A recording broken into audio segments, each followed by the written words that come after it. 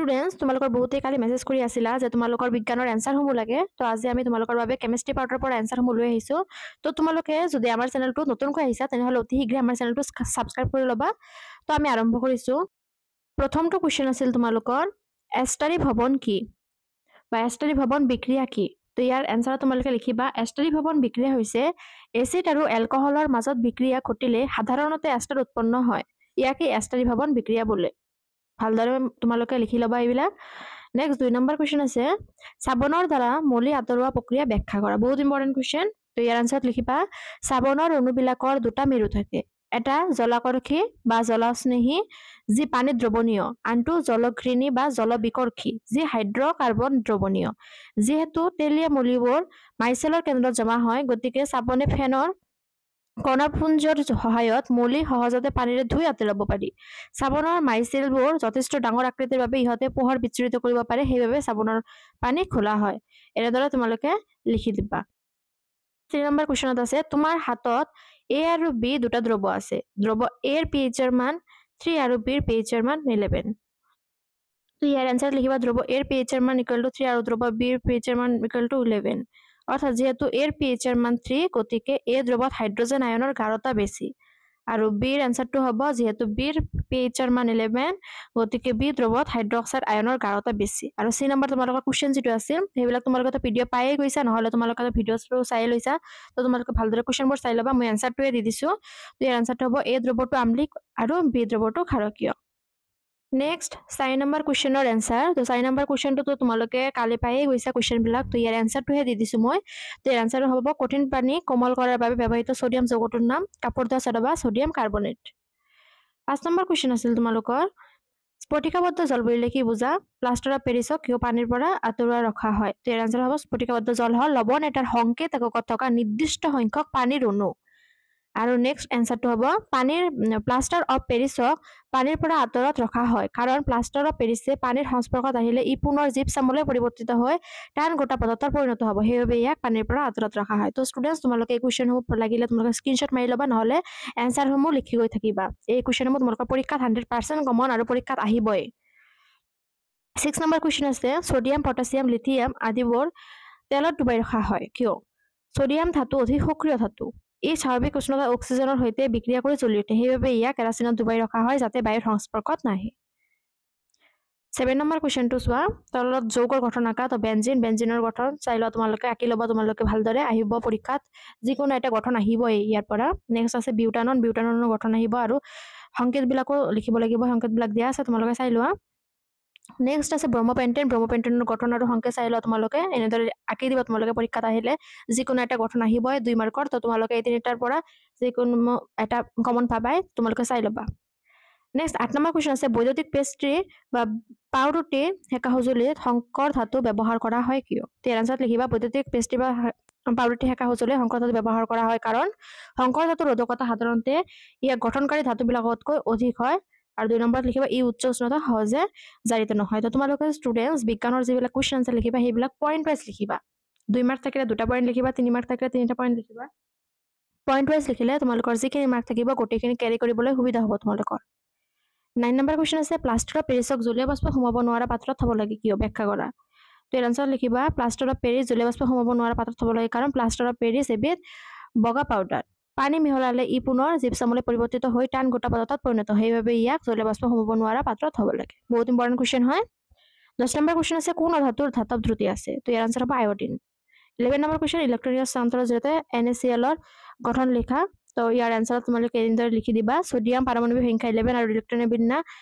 281 সোডিয়ামে ওচৰৰ সম্ভ্ৰান্ত গেছ নিয়মৰ সুস্থিৰ অৱস্থা পাবলৈ ইয়াৰ বহি কক্ষ ইলেক্ট্ৰনটো ত্যাগ কৰি Na+ কেটায়নলৈ ৰূপান্তৰিত হয় তাৰ পিছত এনেদৰে তোমালোকে আঁকি দিব লাগিব ৰাসায়নিক সংকেতবিলাক তাৰ পিছত লিখিবা ক্লোৰিনৰ পাৰমাণৱিক সংখ্যা 17 আৰু ইয়াৰ ইলেক্ট্ৰনিক বিন্যাস 287 ক্লোৰিনে ইয়াৰ ওচৰৰ সম্ভ্ৰান্ত গেছ আৰ্গনৰ সুস্থিৰ অষ্টসজ্জা পাবলৈ সোডিয়ামে এৰি দিয়া ইলেক্ট্ৰন গ্ৰহণ কৰি Cl আয়নলৈ ৰূপান্তৰিত হ'ব তাৰ পিছত আৰু এনেদৰে তোমালোকে ৰাসায়নিক সংকেতবিলাক লিখি দি তাৰ পিছত লিখিব লাগিব সোডিয়াম আৰু ক্লোৰাইডৰ আয়ন দুটা বিপৰীত আধানযুক্ত হোৱা হেতুকে পৰস্পৰক আকৰ্ষণ কৰে আৰু দৃঢ় বিদ্যুৎ আকৰ্ষণীয় বলৰ দ্বাৰা বান্ধ হয় সোডিয়াম ক্লোৰাইড গঠন হয় আৰু এনেদৰে তোমালোকে আঁকি দিব লাগিব লাষ্টত তো এই সমূহ হৈছে তোমালোকৰ যেটো এনসাৰ আছিল সোডিয়াম ইলেক্ট্ৰন হস্তান্তৰৰ জৰিয়তে NaCl গঠন তো তোমালোকৰ ইয়াতে থাকিব মাৰ্ক 3 তো তোমালোকে এইটো ভালদৰে চাই যাবা বহুত ইম্পৰ্টেন্ট কোৱেশ্চন প্ৰিফাইনেলৰ বহু কেইখন ডিস্ট্ৰিক্টত আহিছে এইটো তো তোমালোকে গোটেইখিনি একেবাৰে মুখস্থ কৰি যাবা ভালদৰে তাৰপিছত নেক্সট 12 নম্বৰ কোৱেশ্চন চোৱা তাপজাৰণ আৰু দুগ্ধীকৰণৰ মাজত পাৰ্থক্য লিখা তো তোমালোকৰ দুটা আহিব 2 মাৰ্কৰ আহিব পাৰ্থক্য তো তোমালোকে দুটা লিখিবা আৰু তোমালোকে পাৰ্থক্য যিমান পাৰা এনেদৰে বাকচৰ নিচিনাকৈ বনাই লিখিবা আৰু 1 নম্বৰ 2 নম্বৰ এনেকৈ দি লিখিলে তোমালোকে মাৰ্ক কেৰি কৰাত অলপ ইজি হ'ব তো তোমালোকে এনেদৰে লিখি দিবা তো তাপজাৰণত লিখিবা অতিৰিক্ত বায়ুৰ উপস্থিতিত আকৰক পছন্দভাৱে উত্তাপিত কৰা বিক্ৰিয়া আৰু এইফালে লিখিবা দুগ্ধীকৰণত সীমিত পৰিমাণ বায়ুৰ উপস্থিতি পছন্দভাৱে উৎপাদিত কৰা বিক্ৰিয়া তাৰপিছত নেক্সট 2 নম্বৰত লিখিবা সালফাইড আকৰক অক্সাইড আকৰলৈ ৰূপান্তৰিত কৰিবলৈ এই প্ৰক্ৰিয়া ব্যৱহাৰ কৰা হয় তাপজাৰণত লিখিবা আৰু দুগ্ধীকৰণত লিখিবা কাৰ্বনেট আকৰক অক্সাইড আকৰলৈ ৰূপান্তৰিত কৰিবলৈ এই ব্যৱহাৰ কৰা হয় তো এইখিনি হ'ল ইয়াৰ এনসাৰ পাৰ্থক্যৰ 13 নম্বৰ কোৱেশ্চন কেটিনেশ্যন কি 1 মাৰ্কৰ বাবে আহিবই কেটিনেশ্যন কি তো ইয়াৰ এনসাৰত লিখিবা কাৰ্বনে নিজৰ মাজতে বান্ধনী সৃষ্টি কৰি বৃহৎ সংখ্যক অণু গঠন কৰিব পাৰে এই ধৰ্মকে কেটিনেশ্যন বুলি বহুত ইম্পৰ্টেন্ট কোৱেশ্চন 14 নম্বৰ কোৱেশ্চন ক্লোৰিনৰ সৈতে বিক্ৰিয়া কৰিলে ব্লিচিং পাউডাৰ উৎপন্ন কৰা যৌগটোৰ নাম কি ক্লোৰিন আৰু যৌগটোৰ মাজৰ ৰাসায়নিক বিক্ৰিয়াটো লিখা তো ইয়াৰ এনসাৰটো হ'ব শুকান শীতলিত চূণ তো ইয়াৰ বিক্ৰিয়াটো তোমালোকে এনেদৰে লিখি দিবা তো ইয়াৰ এনসাৰটো হৈ যাব 2 মাৰ্কৰ কোৱেশ্চন হয় নেক্সট তোমালোকৰ 15 নম্বৰ কোৱেশ্চন আছে 15 নম্বৰ কোৱেশ্চন জিংক ধাতুৰ সৈতে সালফাৰিক এচিডৰ বিক্ৰিয়া ঘটিলে কি গেছ নিৰ্গত হয় বিক্ৰিয়া সন্তুলিত সমীকৰণটো লিখা তো ইয়াৰ আনসাৰ লিখিবা হাইড্ৰজেন গেছ উৎপন্ন হয় আৰু ৰাসায়নিক সমীকৰণটো তোমালোকে এনেদৰে লিখি দিবা 2 মাৰ্কৰ কোৱেশ্চন হয় নেক্সট 16 নম্বৰ কোৱেশ্চন পাতিত পানীয়ে বিদ্যুৎ সৰবৰাহ নকৰে কিন্তু বৰষুণৰ পানীয়ে কৰে কি বহুত ইম্পৰ্টেন্ট কোৱেশ্চন আহিবই পৰীক্ষা তো ইয়াৰ আনসাৰ লিখিবা পাতিত পানীত কোনো অম্ল বা ক্ষাৰ দ্ৰৱীভূত হৈ নাথাকে গতিকে ইয়াৰ মাজেৰে বিদ্যুৎ প্ৰবাহিত হ'বলৈ আয়নৰ সৃষ্টি নহয় কিন্তু বৰষুণৰ পানী থকা অম্লৰ আয়ন মুক্ত হৈ তাৰ মাজেৰে বিদ্যুৎ চালিত হয় সেইবে বৰষুণৰ পানীয়ে বিদ্যুৎ সৰবৰাহ কৰে তো 2 মাৰ্কৰ কোৱেশ্চন হয় এইটো আহিবই পৰীক্ষা তোমালোকৰ ভালদৰে পঢ়ি যাবা তোমালোকে লিখি লোৱা লাগিলে তোমালোকে স্ক্ৰিনশ্বট মাৰিও ল'ব পাৰা নেক্সট আছে ইলেক্ট্ৰন স্থানান্তৰৰ জৰিয়তে Na2O গঠন লিখা তো তোমালোকে এনেদৰে লিখি দিবা দিয়া আছে তোমালোকৰ স্ক্ৰিনশ্বট মাৰি লোৱা নহলে লিখি লোৱা তোমালোকে নেক্সট 18 নম্বৰ কোৱেশ্চন আছে দ্বি অপহৰণ বিক্ৰিয়া কাক বোলে এটা উদাহৰণ দিয়া তো আনসাৰত লিখিবা যি বিক্ৰিয়া দুটা বিক্ৰিয়ক আয়ন বিনিময়ৰে বিক্ৰিয়া সংঘটিত কৰি নতুন বিক্ৰিয়া পদাৰ্থ উৎপন্ন কৰা হয় তাকে দ্বি অপহৰণ বিক্ৰিয়া বোলে উদাহৰণ দিয়া আছে তোমালোকে চাই লোৱা তো তোমালোকে এনেদৰে লিখি দিবা পৰীক্ষাত 2 মাৰ্কৰ কোৱেশ্চন হয়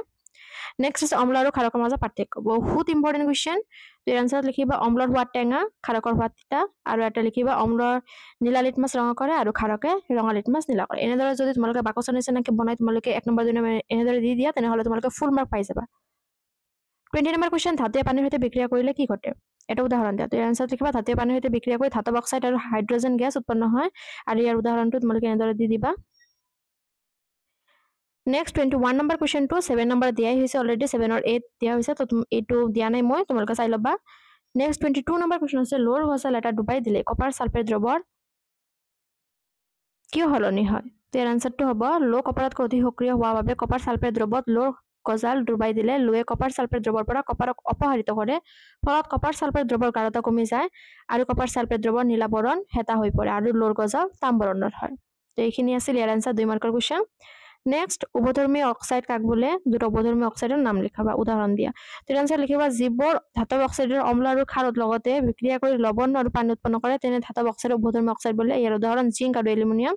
তো অম্লৰ সৈতে বিক্ৰিয়া আৰু ক্ষাৰৰ সৈতে বিক্ৰিয়া এনেদৰে লিখি দিব পাৰা নিদিলেও হ'ব কোনো কথা নাই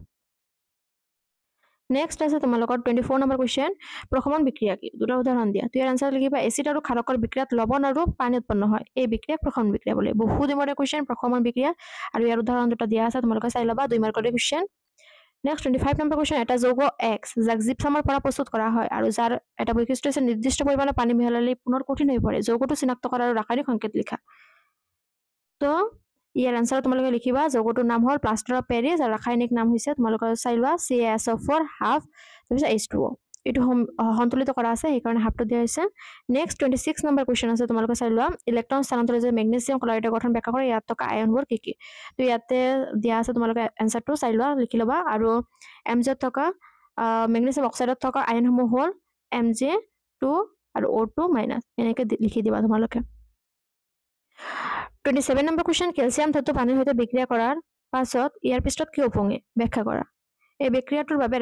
ৰাসায়নিক সমীকৰণ লিখা তো ইয়াৰ আনসাৰটো হ'ব ক্যালসিয়াম হাইড্ৰক্সাইড আৰু হাইড্ৰজেন গেছ উৎপন্ন কৰে ফুল সেন্টেন্সত লিখিবা আৰু ইয়াৰ আনসাৰত হ'ব ৰাসায়নিক সমীকৰণটো ইয়াতে আছে চাই লোৱা তোমালোকে ভালদৰে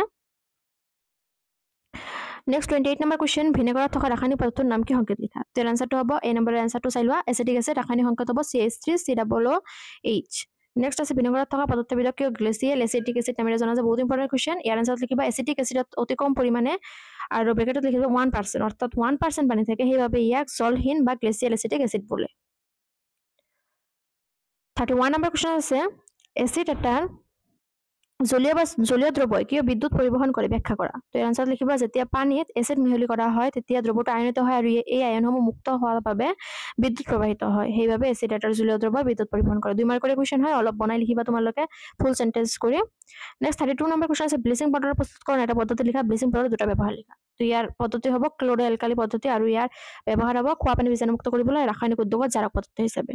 2 মাৰ্কৰ কুৱেশ্যন হয় ভালদৰে পঢ়ি ল'বা নেক্সট 33 নম্বৰ কুৱেশ্যন আছে HCl পানী দ্ৰৱীভূত কৰিলে হোৱা ৰাসায়নিক বিক্ৰিয়াটো লিখা বিক্ৰিয়াটো উৎপন্ন হোৱা আয়নকেইটাৰ নাম লিখা তো তোমালোকৰ ৰাসায়নিক বিক্ৰিয়াটো চাই লোৱা তোমালোকে লিখি ল'বা আৰু আয়ন হ'ব হাইড্ৰজেন আয়ন বা হাইড্ৰনিয়াম আয়ন নেক্সট লাষ্ট কুৱেশ্যন আছে তোমালোকৰ এমালগাম কি ব্ৰঞ্জত থকা ধাতুৰ নাম লিখা ব্ৰঞ্জ সংকৰ ধাতু হয় নে নহয় তো ইয়াৰ আনসাৰ লিখিবা সংকৰ ধাতুৰ এটা উপাদানত পাৰা হলে তাক এমালগাম বোলে ব্ৰঞ্জত থকা ধাতু হ'ব কপাৰ আৰু টিন আৰু ব্ৰঞ্জ হয় সংকৰ ধাতু তো তোমালোকে এইখিনি লিখি ল'বা তোমালোকে পাৰিলে স্ক্ৰীনশ্বট মাৰি ল'বা নহলে